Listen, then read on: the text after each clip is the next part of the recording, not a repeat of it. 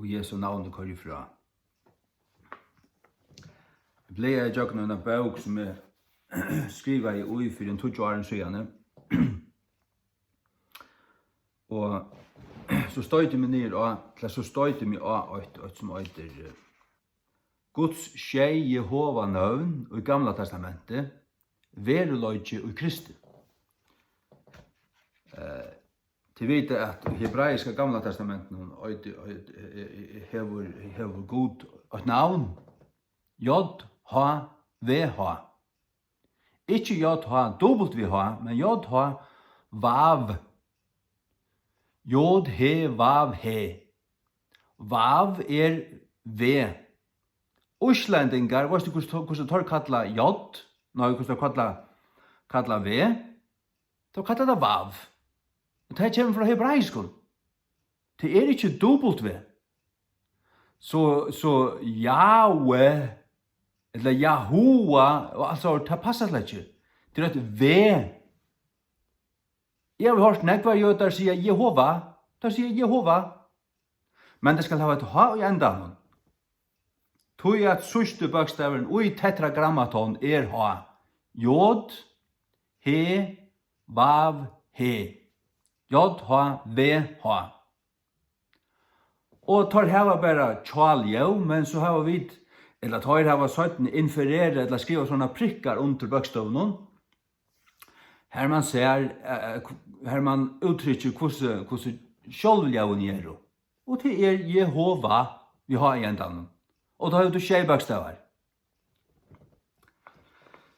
Jehova stender så i djøkken alt Gamla testamentet.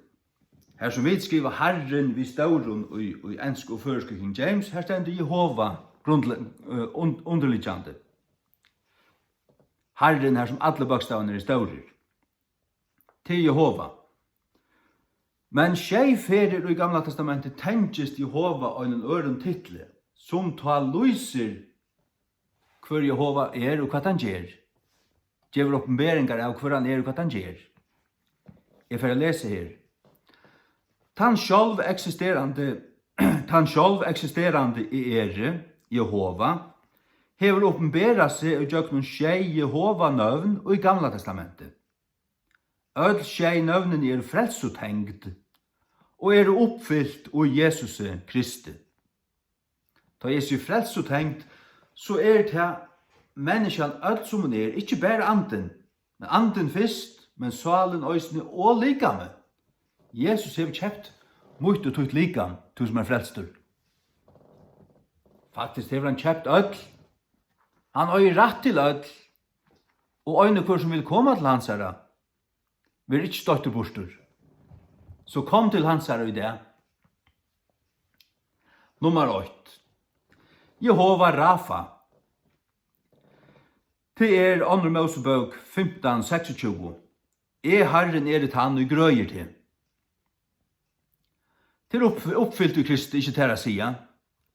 Han tog ilskurvarer og sjukdomar varer bær han. Matteus 8:16. Han tar i sånt var våret, tar førde til alt til hans som var sjuk, og han grødde til. At han skulle være oppfyllt som stendt skrivet til Jesaja-profetet, og så siterer han til. Så det her som stender om Jehova, at han han som grøyer til, Herren han som grøyer til oppfyllt i Jesus. Jesus han som grøyer okkon. Tog Jesus en oppenbering av Jehova. Jesus god kommende kjøttet. Nummer 2. Jehova Tzidkenu. T-S-I-D-K-E-N-U. Det merker Herren okkara rattvise. Jehova Tzidkenu stender i Jeremia 3:26 og 3:16. Herren okkara rattvise. Jehova okkara rattvise. Og hva stender om Jesus i 4 Korint 8:30? Som våre nokken vøysdømmer fra gode, og rattvise, og halgan, og enderløsing. Han okkara rattvise. Han vøysdømmer og rattvise, og halgan og endurløsing. Jesus oppfyllingen av Herren okkara rattvise, Jesus våren visdom fra Gode og rettvise. Våren okkon visdom fra Gode og rettvise. Så Jehova tidken i Gamla testamentet åpenbæra av hver han? Hver snær Jehova tidken nu? Det Jesus. Ikke til at Jesus fægeren, men Jesus god, kommende kjøttet. God til å åpenbæra seg i sine synen. Jehova Nissi, N-I-S-S-I. Det merker Herren hermerke mot. Exodus 16:15. Og i Kolossebrevene 2:15 stendur: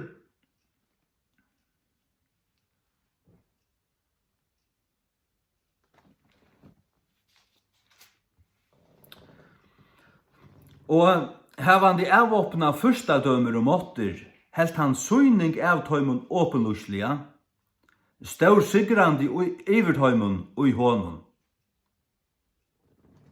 Jesus stor sigrai iver öllum fudgjendans velte og i tog som han gjør det av krossen for okkon. Ta vann han fotland sigur okkara vegna.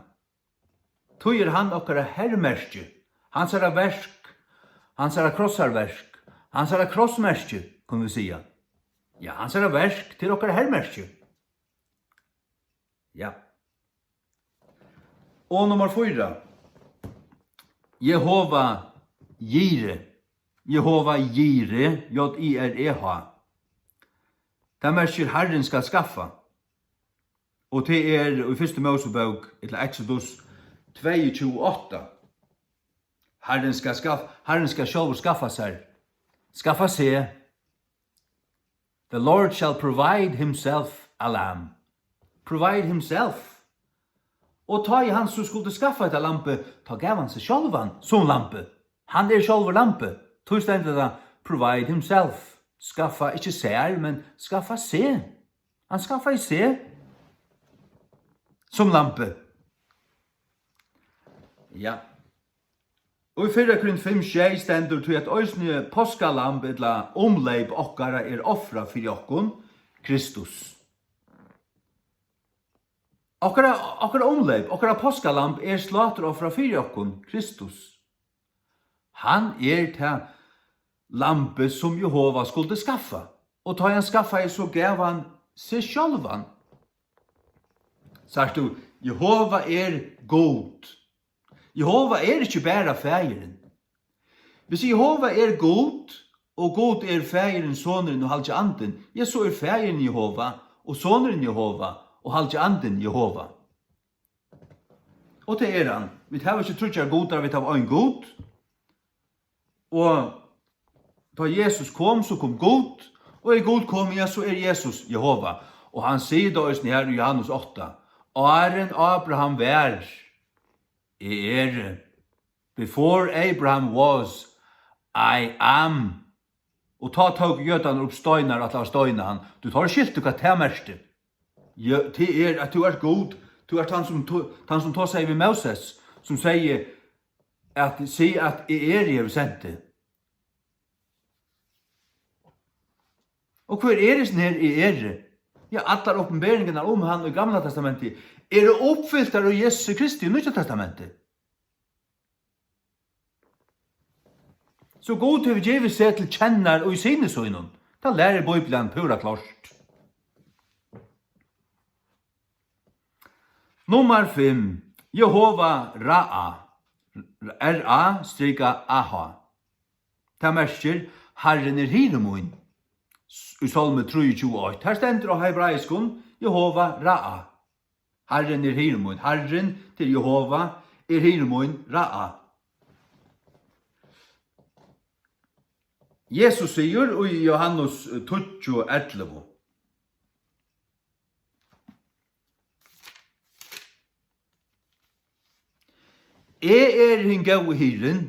Hin gau hiren djevur sutt loiv fyrir seiernar. Herren hiremoen. Jesus sier, hin gau hiren. Hver så Herren? Jesus. Han som hever sonen hever fægeren. Sonen løyet til fægeren. Jesus sier, veveren og sannløyden av loive. Ange mævur kjemur eit fægirnum utan vi mer. Ja. Except by me. Eller but by me. Så det satta. Til Jehova Shalom. Du vet hva Shalom merker. Det frigjør. Herren frigjør. Stendur i Dømarabøkene 6:24. Og til hebraiskon Jehova Shalom. Jesus sier i Johannes 14:22. Mun fri djevi etikkun. Han djevur, og han djevur ikke sin fri lukka som leis riv av seg sjálvun. Tu hever hans fri, tu hever han. Tu han, tu frigjur. Ja. Tu hever ikke Jesus fri hvis du kjever Jesus.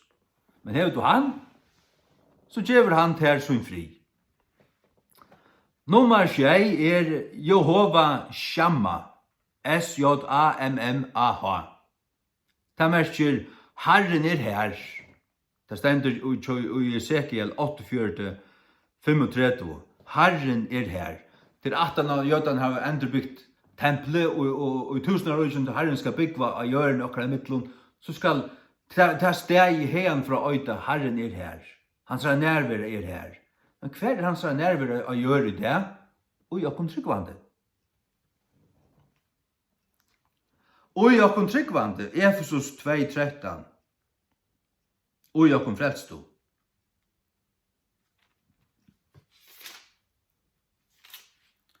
Efesus 2:13. Men nu, og i Kristi Jesus, det tid som øyne for å lengt borster fra, gjør det nær vi blaue Kristus. Made nigh by the blood of Christ.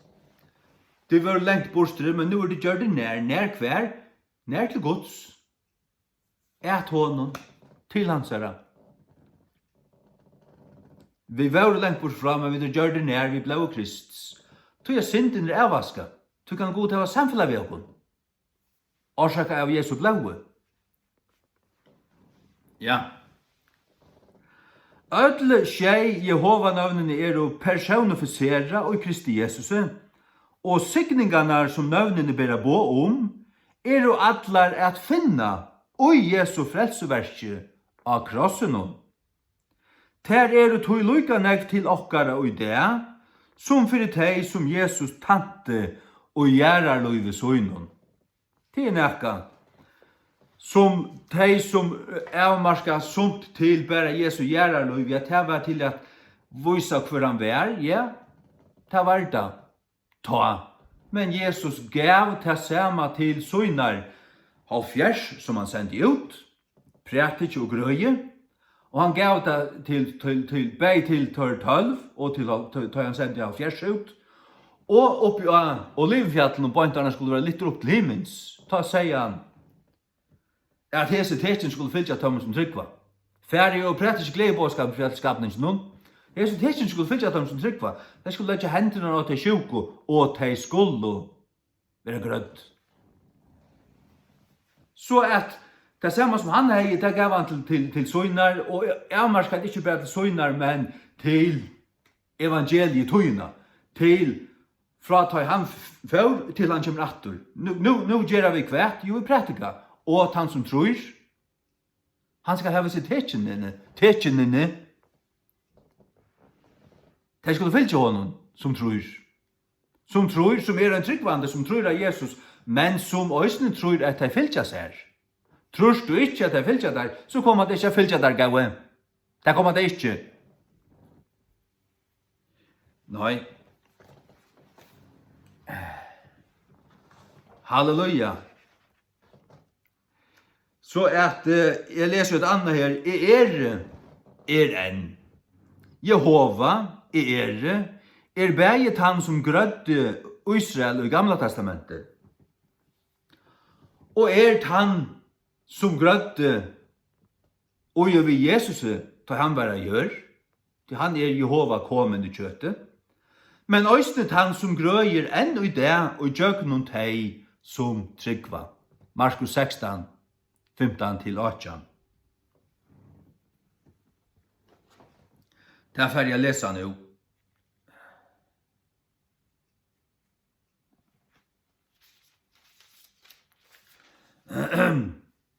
Markus 16 fra 15. Og han sier vi tar ferdig tid inn i atlan heimen og præter ikke gledebåskapen for kvarjum skapninge. Han og tror å være døptur, blups, skal være frelstur, men han og tror ikke skal være helt dømtur. Øyland og skrujand i helvete i atlar aver. Og hese tekjen skulle fylgja tøym som tryggva, og i navnet møyne skulle de kaste ut djevlar. De skulle tala ved noen tungon, bla bla bla. De skulle teka opp høggarmar, så som Paulus gjør det. Og om de drekje nekka deiligt ting, øydeblant, de skal ikke seka de. De skulle legge hendur av de sjuko, og de skulle komme fyrir seg. They shall recover. Komma fyrir seg. Blå frusk. Komma fyrir seg. Halleluja. Ja. Jesaja 3:3 til allar tøyer. Jesaja 3:3 til allar tøyer. Hver vit a sia at år Jesaja profets halsubåt fyrir likame best galda tei som Jesus under Jerusko tænastu sunne koma letja. Hver vit at avmarska tæ til sier årene i Jesaja av svaren hans har finket halsubåt. Vi han sa svaren vid grøtter til hei. Han sier vi hans svaren finket vid halsubåt. Det kan ikke bare være de som levde av en krossen. Jesus vann noen til visende krossar deia. Så det ikke bare de som var av en krossen, men så sannelig også de som rett nå. Det sier seg selv. Hvis dette ble oppfyllt og betalt, og gjørs til verløyga vi en av som verste, så var du av en krossen, så grødde Jesus og i kraft av tog at han får at djeva sitt egna likam og ble sardur og neldur og alt det. Og i kraft av tog kunne han fyrdjeva og grøa tog at han får å betala for det. Han var han som kom å legge ned sitt liv og betala for det. Hvor kunne Peter sige vi blinda mann vi fagredyr silver og godt har vi ikke, men det som vi har, det gjev jeg der. Og i navn Jesus Kristus statt opp og gakk. Og han sprakk opp og gikk på en av veien. Hvordan kunne jeg det? Til han åtte nekka. Det var etter nå. Så sier de, men han var en apostel. Ja, han bare med vår. Tar vi bare med nekka som vit. Tar vi ikke fullkomner. I røver ikke. Tar Paulus heller ikke. Alt det strøye som Paulus skriver om Romerbrevene tjej og det som han vil, det gjør han ikke. Det er det strøye som han kjenner sin egna likam. Så sier han til at tog kuar han sin egna likam. For at ikke jeg som har prætka for øren skal være en bortvisingur. Rige natter. Nei, vi sutja til og i gjerningen av apostlene er sjalt menn som var like menn. Filippus og Stefanus, ikke apostlar. Gjør det under og stør tekje med til falskje. Filippus får om til Samaria og prætika her Kristus, og ta det så til undrene som blev gjørt, så vent jeg at det stavren om. Og det hender ennå det gjør. De som fer ut, de som god salvar og kallar fyller hvis nøyla i andre og sender det ut. De som trygg og høyra og lojen og fylgje og løyta høyla i andan, de vil ha brukt. Og under henta ennå mektigane. Om vi sier at årene om frelso galde okkon så vel som teg. Altså årene i Jesaja 3:4-6. Om vi sier at årene om frelso galde okkon lukka så vel som teg, som Jesus fyrirgav mena Jekka gjør, så må vi òsne kunna virkjenne at årene vi svaren hansara vid grøtter, òsne til okkara og det. Öll Jesu lojing, sløyen han fekk, og krossar degen han loj, varför jeg kjeipa øynun og kvarjon som tror han, frelso og grøying og fri. Ikke minni okkon som liva og det. Men det måste du tryggva og tekka til døgn, og tekka det til døgn. og i andan, og i trygg var du at det er så. Hvordan ble du frelstur? Jo, du hørte og så trodde du at det var så. Og så var det så. Hvordan er du grøttur? Hvordan var du lot og i grøying som Jesu vunnet der? Vi har trygg at det er så, du øyer det. Guds ord sier at han to øyer halsebøt i hans herre, svaron, ja, så øyer du det, ferdigt. Og så teker du det til døgn, og tar du først til herrens bor, minst hans herre løying, så takkar du for grøying i hans herre svaron, i hans herre likame, tar du etter breie, og så først du der en slursk ur bygaren og vir benasaft, du drekker så løys, og så du takkar for Jesu dyra bara blau som ranna Golgata krosset til frelso, og så hever du bægi frelsina og grøyingina. Og i 4 Korint 11 skriver Paulus at tøy er det så mange som er sjuk og ussali til grammetlen og mange sovna bort til å si dodja arnsina tøy at det gjør ikke mån og lika med herrans. Det gjør ikke mån av tøy. Ja, men her er det 2 ting, så er det 2 ting at gjør mån av. Hva er det til? Det er breie og vojne. Breie og rebenasaften. Det er frelsan og grøyingen. Du måste gjøre mån av tøy. Du måste takka for frelsena, ja, men takka så òsne for halsebøt og styrke og grøying. To øyer bæge. Så fer vi atter til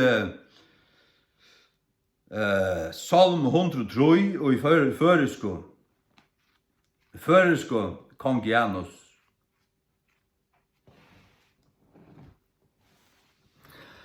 Kong James, Salmer 103, valsigna Herran om min sal, og alt som er innan i mer, valsigna hans høylega navn. Valsigna Herran om min sal, og gløym ikkje atlar hans velgjerer. Som fyrirgjevor atlar misgjerer tøynar, han fyrirgjev dina sint. Som grøyer atlar søtter tøynar, kvart anna, blubb blubb. Fyrirgjever atlar misgjerer tøynar, grøyer atlar søtter tøynar. Ja, som endurløyser tutt løy fra øying, som krøyner til vi elskande blutne og eimun miskunnun, som mettar tunn mun vi gauntingen, så at tunn ungdomur verur endurnudjavur lukka som til ørnene. Herren utinne rattvise og døm for atlar som er kaueier. Han gjør det kunnar sunna veier, Moses, sunna gjerningar uskjallsbøtnun. Jeg skriver her, vi så inn av Jesaja 33:24, la meg vite hva stender her.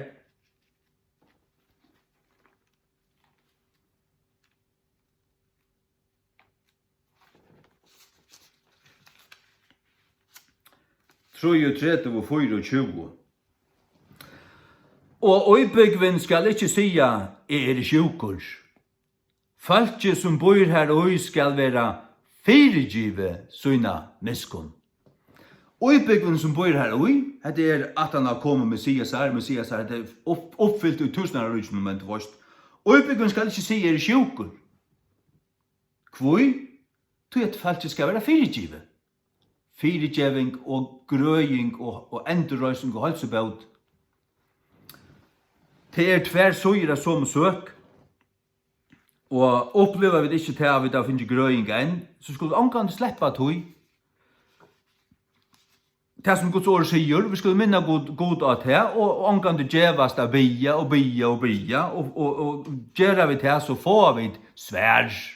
Minst til antjena og dømaran, og i Lukas og Atjan, tun vantruar klodde, tun babsad, gjelda nissad verst, godsbatra lorta enda pakk, som er nok av Guds kraft, skamme du kun av. Jeremia 16:14. Gjelde drumpar.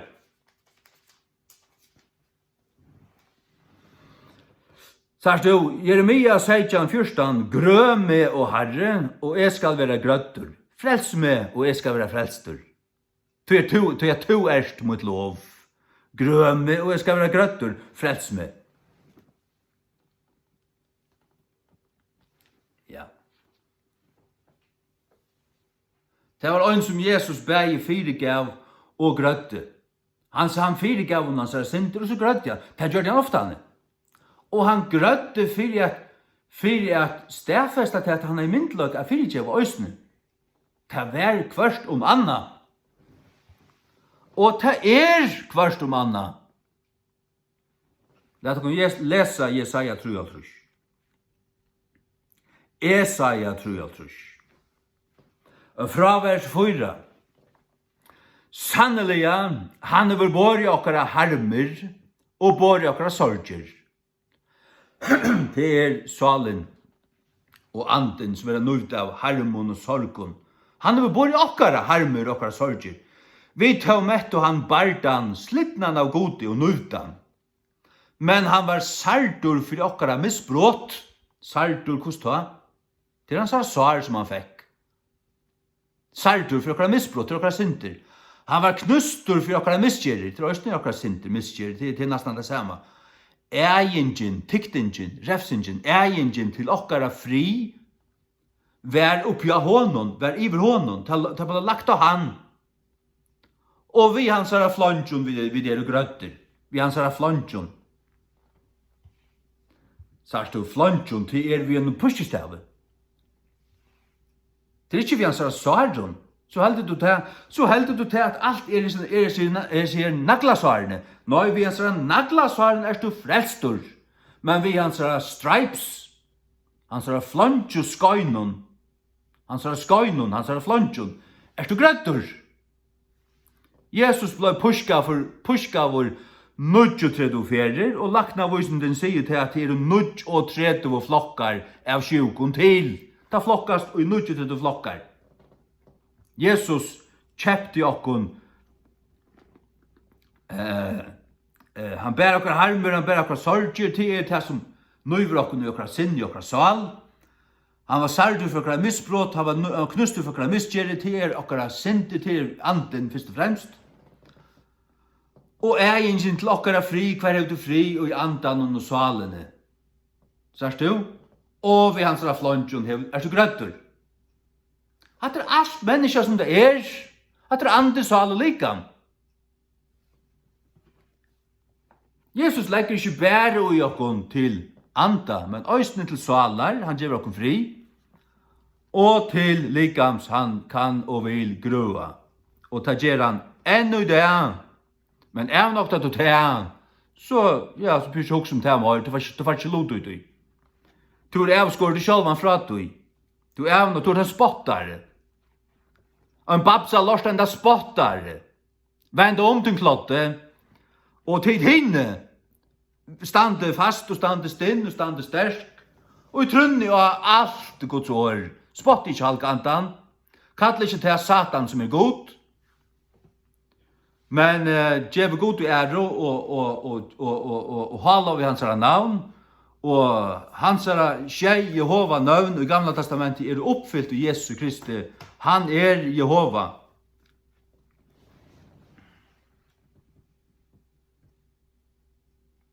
Han er ikke feiren er ikke soneren er ikke feiren. Halje anden er ikke feiren er ikke halje anden. Jesus er ikke halje anden, halje anden er ikke Jesus. Men feiren er god, Jesus er god, og halje anden er god. Vi tar ein god, ikke trutja god der. Feiren er Herren, soneren er Herren, halje anden er Herren.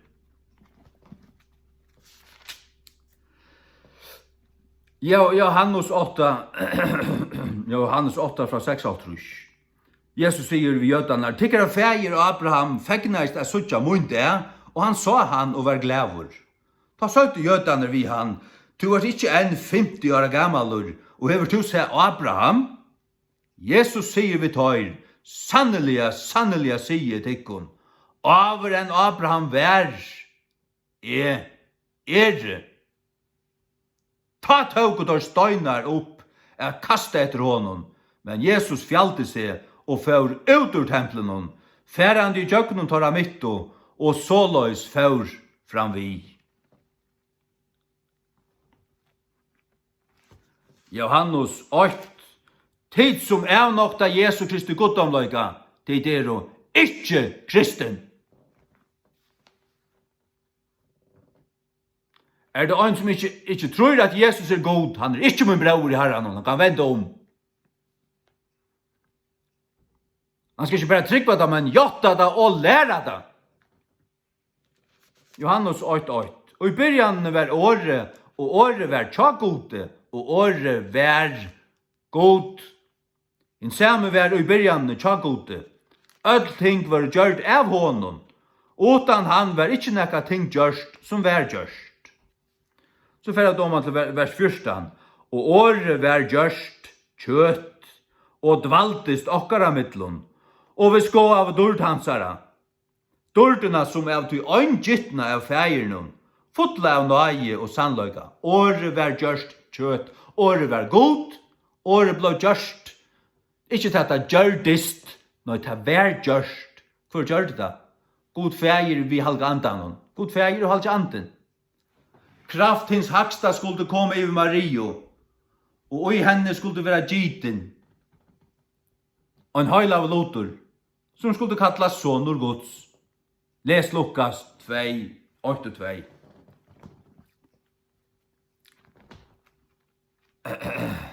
Lukas.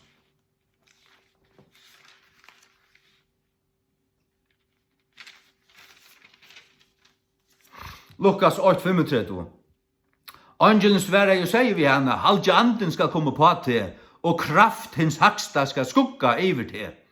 Tu skal løsne hin høyla i lotur som skal være føtter av ter, være kalla vår sonur Guds. Og sonur Guds god. Det ikke til at han ble til da han kom. Når han kom, han var til åren, han kom bare. Han ble føtter, han utlatt seg kjøtt, ja, av hjørne. Men i himmelen alt evigt. Og begge Esaia og Ezekiel tar der så og dordhansere, og Øystein Daniel, han så en menneskeson i himmelen. Menneskesonen i himmelen i Gamla testamentet, kallar var menneskesoneren. Ja, det soner Guds som Øystein soner Mario. Det han som kom og utlattes kjøtt. Han var i himmelen i Gamla testamentet. Hvordan spør det til? Jo, i himmelen i ønsken tog, er alt evigt. Tog stendet da i oppenberingene at Jesus, at han var slatraver fra grunnlegging vereldarinnar. Han var slatraver fra grunnlegging vereldarinnar.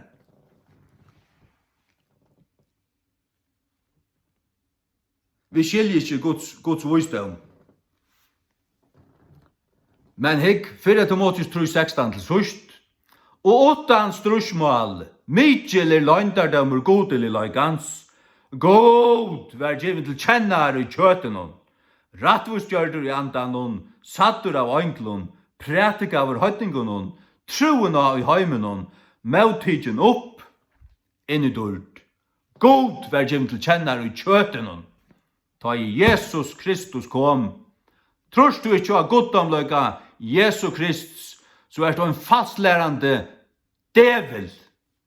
Vend du kan du kanst, og lære du andre til at Jesus en skaptur godur, etla til at han ikke god, bare en utvaldur, en profetur, etla en god, men vi er samme støy som han, så er en satanist. Jeg vil ikke kjenne det. Ikke kjenne det. Vend Jesu navnet. Amen. Onkel snøklærer til som kom tankar om noe til Jack en tur. Til det. Navnet Jehova, hvis det ikke vil ha i endan. Vi skriver ikke i hebraisk om bokstaven.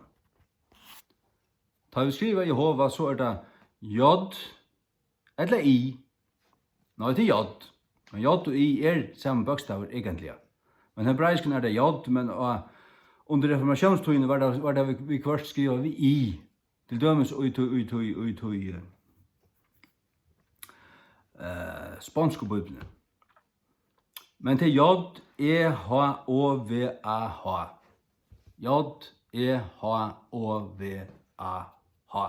Skjei bokstaver. Tenk du ha i borstor, så det ikke en endespegling av tetragrammaton. Og så har du 6 bokstaver. Og at det ha i her ber bo om Guds anda. Oit av Guds navnen i salmen til ja, J-A-H. Og til det som skott oppoi navnene til alle profetene, de aller fleste, Jeremia, Elia, I-A-H, til J-A-H, til Guds navn. Og A-H, ja, Jeremia. Og så gjør det. Og ta i god brøyte navnet til Sarai, så skulle det være brøytes til Sarah. Aha. Ta merker til en utandring. Det er ikke det merker. Så at hebraisk sånn at det uttrykker det som egentlig vil gjørst.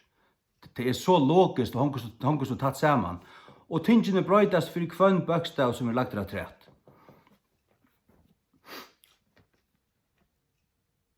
Ja, hun ble andelig livande. Og øysene Abraham ble til Abraham. Han fikk et ha i navnet. Og Sarai fikk et ha i navnet. Ikke i Bibelen så taler Victor.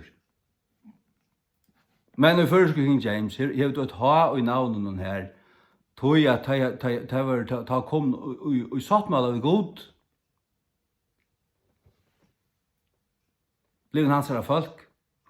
Han brøtte til han navn. Ja.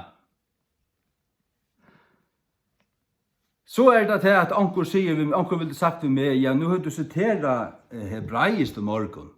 Og jeg sier, skjei Jehova navnene stand ikke alle i King James. Anker gjør.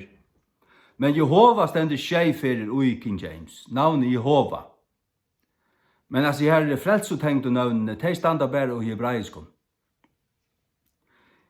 Ja, men jeg har ikke sagt noe annet enn det. Jeg har sagt at det stand i hebraisk. Og det er jo her. Og det er ikke tøyt i King James. Det er jo nemlig tøyt. Det er ikke translitterære. Hei du skriva Jehova Tzidkenu, så er det vel også hebraisk som han ikke skilte. Nei, det stender Herren er frier, moin og alt det du vet. Det stender tøyt. The Lord our righteousness, og så er det. Det er det som stender. Og det merker bokstavlig det samme som Jehova Tzidkenu og alt det. Jehova Rapha. I am the Lord that healeth thee. Det er Jehova Rapha. Og enskund, og Herren er han som grøy til det så det samme av føreskund. Men nu har vi sagt at det stender såles når Jehova stender tenktes når av hebraiskund. Det er så det. Det er ikke galt høy. Tid om det, hva de sier om det, lett ikke skjøyta. Det er så det. Ja. Amen. Sagt du, det er så alvorlig vi at lære rett om Jesus Krist, at hvis du ikke lærer rett om han, så hever du ikke han. Vi kjenner du ikke hans god døm løyga, at han er ikke bare en godur, men at han er god. Tror du ikke du lærer du ikke det, så hever du ikke Jesus. Ikke Bibelen er Jesus. Du hever omkring Jesus, men det er en annan Jesus. Og hatt det har vi sett bæge ui misjonshusen her av Glivron, og en prestor, en dansk prestor som bor her i Färjön ta. Og prestor når i Kvalvøyk, han stod og lærte til at Jesus var skaptur. Og han bær for sjukon og alt. Og det ble grønt og såret. Men han har ikke rett av Jesus. Og prest, ja, det var som prestor, ja, og kvært, jeg var en pinsamøte i Sandavai, en av henne. Her er en onkel kanonpastorer ur havn stod her til deg. Eller kanonpratkomæver, pinsamæver stod her og pratka i. Og han sier pura grått, klart, og tog ut at Jesus var skaptur. Ta uldi ut etter noen. Jeg finner meg ikke i sånn. Og Øysene på Lagrådskaféen i havn i 2011. stod en pinsamær ur vavun her og prætikaði. Jeg beit også høtti av honom. Munch. 17 Korint 11 og 4. Tog at han som kjemur prætikar en annan Jesus. En annan Jesus. Kvann vit har vi ikke prætika. Eller tid få en annan anda. Kvann tid har vi ikke finnje. Eller en annan gledeboskap. Kvann tid har vi ikke tidje møte. Tid måtte vel bor i vi honom. En annan Jesus, en annan anda og en annan gledeboskap. At det fylltjist ett. Prætika du en annan gledeboskap. Hevur du en æra læro. Så det, så tåsar du så sier du nekka, du tåsar ta en som du kallar Jesus, men du sier ting han som ikke passar. Så räcker det ikke mål. Så det ikke han du tåsar så det en annar, en falskur. Det finnast ærer Jesusar, ærer andar, ærer gledebåskaper. Som hvis du bor en annan gledebåskap, så det en annan ande. Og så det en annan Jesus her, så tror tingene henger alt saman. Hevur du en annan gledebåskap, så hevur du ikke alle andan. Lærer du for kjærst Jesus sier til at han skaptur, så hevur du ikke Jesus. Du hevur ganske omkring Jesus, men til en yttre ande.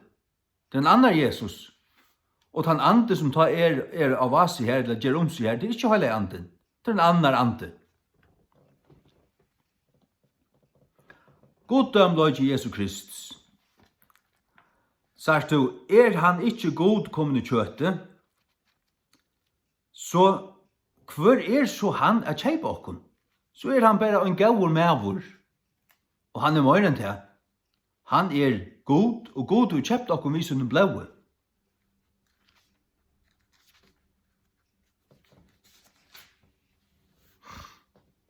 Gjerningane 20-28. Gjeve gatur tess vegna omtykkun sjálvar, og etter öllum fylgjunon, yfir kvart haldi anden hefur gjørt tykkun omsjónarmenn. Føa kyrkju Guds, som han hefur kjøpt við sin egna blaue. God kjøpte med og sunna kyrkju, öll þeir frelstu, við sin egna blaue. Jesu blau Guds blau. Vi sa det her i Johannes 8 Johanne. Byrjan var året var så god, året var god. Og året var gjørst kjøtt og dvalde stokkran mittlun. Det tar Jesus kom. Ta kom god. Lærer du ikke hese tingene rett? Degraderer du Jesus medan du vil endelig litt av mennesken opp av goddommelig støye, så du en satanisk falslærere. Og jeg lærer ikke at jeg har samfunnet vidt det nekran tøy, du kanst venta rump og stump. Tvørster jøgn. Det kan du kanst. Som han vil kjøpt vi som nekna blauja. Og Jesus vært han som god skapte vi bruk av. Hikk? Efesus 3:9. Og a få allar menn a sjå kvetter samfella løyndardomsins, som fra byrjan veraldarinnar hefur vært fjaltur i gode, som skapte öll ting vi Jesus Kristi. Who created all things by, ikke with, men by. By. Det omvis vi bruk av, som tan agenteren som vegna god utførde det var Jesus Kristus. Det vil si at God skapte. God vilde, God skapte, men han skapte vi.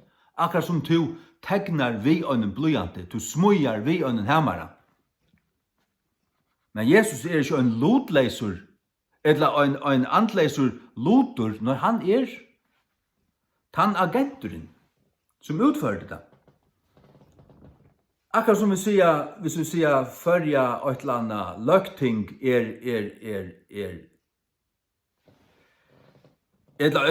hvis vi sier en eller annen stavnor god, hvis vi sier det. Men så en som nastløyere, eller en som han fer stavnsins vegna og utfører akkurat, Så sier du at stovneren utførte det, men vi honom. Han var han agenteren som utførte det stovnsins vegna. Og han var økt vid stovnen. Men da han utførte det, så utførte stovneren det, men også han. Sånn det da Jesus, da Gud skapte, så skapte Jesus. Ja. Kolossebrevet 8, fra 16, lett oss lese til. Ty at av honom var all ting skapa. Han tar seg her om Jesus. Som jo i himne og som jo av gjør, skjønnlig og avskjønnlig. Først har vært seg tråner, eller herredømmer, eller fyrstadømmer, eller måtter. All ting var skapa av honom og til hans herre. Av honom og til hans herre. Og ta i god skapa i her i Genesis 8, 28, så sier han, let om oss gjøre mennesker i okkara mynd okkon lykar. Oss. Oss, vid två personer, vær trutje personer, vær pluralis, vid dualis.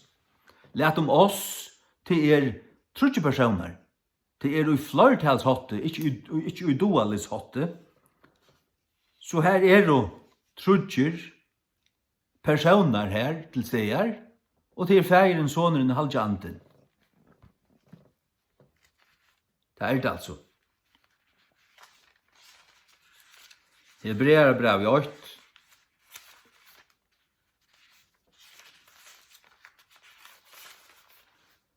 Hebreerbrevet 8. God som til imsar tøyer og amengar hatter tala i farnar tøy til fedrana vi profetunum. Hever og Jesus sørste døven tala til okkara vi sine søgnun. Her lyder tegn vi søgn av til by his son, til vi bruk av sine søgnun. Kvønn han skipa hever arvinga til allting. Vi kvarjun atrata tegn her, en sånn hattur, til by whom vi bruk av kvarjun. Vi kvarjun òsni han gjør det veraldernar. God fægir vi bruk av Jesus Kristus gjør det veraldernar. Han ikke smavis personer, Jesus Kristus. Han jo god, og sørst du han ikke som god, så sørst du han slett ikke. Tilbyd du ikke Jesus Kristus som sjálvasta god, så tilbyd du han slett ikke. Så sørst du han ikke rett. Så ikke han rett. Så stender vi her i vers 3, kvør, verande bjarstløygen av dårdhansara. Jesus Kristus bjarstløygen av dårdfærsens.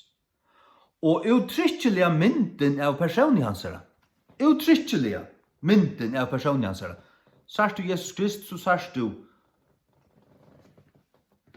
en mynd som lyser person færsens. Det ikke til at tar øynene han sammen, men han lyser han. Hva du ser Jesus Kristus, så du ser god. Og Jesus Kristus uttrykkelig mynden av personlig hansara. Hvor han hvordan han Og haltande oppi öllum tingun vi åre kraftar søgnar. Han heldur oppi öllum tingun vi åre kraftar søgnar. Åre kraftar, det vil si at åre og kraften renna saman. The word of his power. Åre tja hansara kraft. Åre kraftar, det har saman. Lukas som tar god skapte, så talar han sitt skapande år, han kommanderar, han gav bo om hva skulle være og ta vær. Men den kraften som gjør det, det var andre god som svømmer av vetten. Han får og fram til det. Virka i det. Og det var helt oppe vid åre kraftar gods ännu det.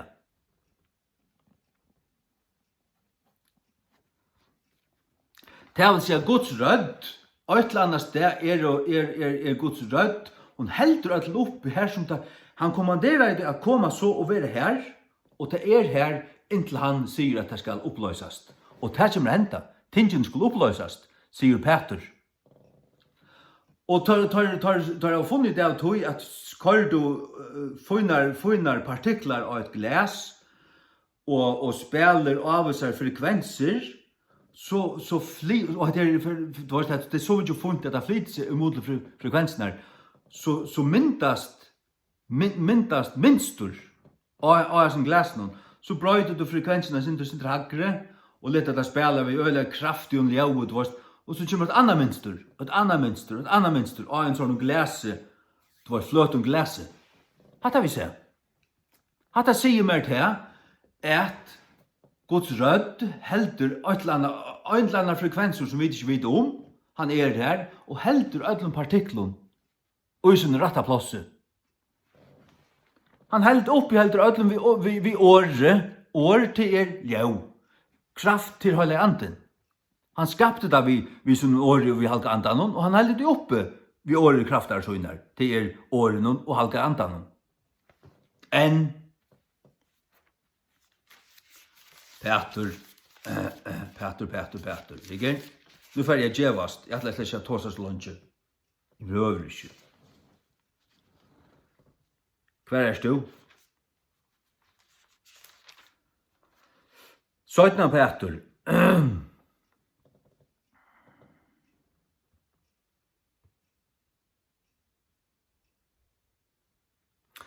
17. Peter 3, men himnaner og jøren som nu då, vera vi henne samme året, hilden og varvåslo, hilden og varvåslo, gømt et elde, og i møte degen av døme og glætan av godlig mannen. Det var hilde, gømt, det var ikke fram til. Degen av døme, det vil si døma degen. Degen av døme og glætan, tog stenda degen av døme og glætan av godlige mannen. Vi ikke troen av godlige mæver. Vi en godlige mæver. Vend til Herren Jesus Kristus det. Vi frelstor, vi 2 år i blå i hans. Og let han vaska bort tunna synder. Og fylg til honom, ver honom trofastor, inntil dejan. Leta kosta der løyvium som skal være. Og leta kosta der popularitet, giftarmål, du kan ikke kona skal rundt det. Putt! Tær om det. Det måste være torre problem. Johannes 8, 6. Først Johannes 8, 6. Men når vi ganger i ljøsen, og så han i ljøsen, så har vi et samfunn for vi annan, og blå Jesu Kristus, sånner hansara, rønnsar okken fra allare synd. Blå Jesu Kristus, sånner Guds, har rønnsar med fra allare synd. Annakvart ødeltun synd i vidar, eller en ødelvaska borster her, ikke mittelting. Annakvart frelstor, eller ikke. Annakvart Guds bad, eller du Satans bad. Vær du Guds bad. Åpenberingen 8:5. Og fra Jesus Kristi, som i trofasta vittne, og en frumgytten i avtammen deio, og prinsur konga gjerrarinnar, honom som elskar jokkon, og tvau okkon fra okkara syndun, og i søynun egna blaue. Halleluja. Lät det tvåa og i blaue lamsins, ved røynur skuinande, og halte ut fram et deianon, og du skal arva løvsins krono. Jesus sykne til tess. Amen.